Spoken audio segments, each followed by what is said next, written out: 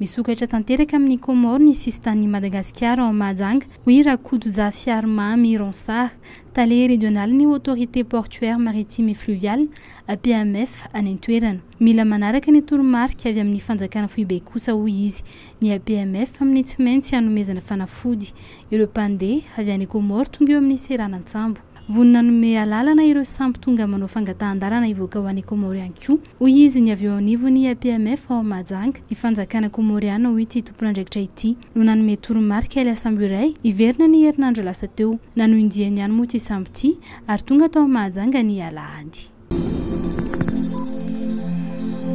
Mbola isy ny fiaraha-midinika ataon'ireo olombe sy olombofidy ary ireo olom-panjakana any amin'ny faritra Menabe amin'ny toerana ametrahana ny kabesoan'ny mpanjaka toera sy ny miaramila ireo lahy miaraka aminy. Resaka diplomasia kosa no nifidianana ilay daty amerenana azy ka tokony samy anaiky izany avokoa hoy ny solombavam-bahoaka Saory Christian voafity tao Beloha-sur-Tsirbina amin'ny volana aprily moa no alaina any Paris France ireo kabeso ireto raha ny vinavina ny ministeran'ny serasera sy ny kolontsaina.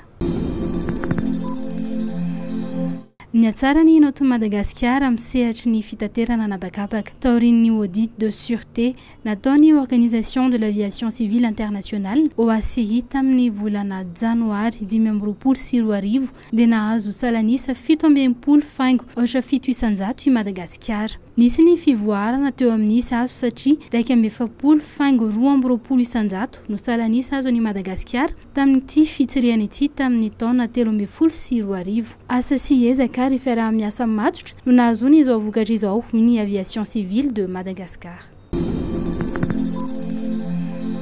Mpiasam-panjakana 500 isa no hiatrika fiofanana mandritra ny 3 taona any Inde eo amin'ny sehatry ny fanjakana tsara tantana. Tafiditra ao anatin'ilay fifanarahana eo amin'ny sekoly ambony NAM sy ny NCGG Centre National de la Bonne Gouvernance any New Delhi, Inde ity fiofanana ity. Politika mpanjakana maro lafo no voakasika ity fiofanana ity dia sehatry ny fizahan-tany, fanabeazana, ny fahasalamam-bahoaka manaraka ny fomba arkady mirindra, ny fampiromborobona ny fitantanana ny raharaha-mpanjakana, ny firafitry ny tanan-dehibe, ny angovo ary ny fananan-tany. Isan'ny masontsivana takina amin'ny mpiasam-panjakana isitrika fiofanana io ny fahaizana amin'ny teny anglisy, eo ihany koa ny traikefananan'izy ireo sy ny asa izay ataony izay mifanaraka amin'ny filan'ny fanjakana amin'izao fotoana izao mba hanatsarana ny fitantanana ny raharaha-mpanjakana.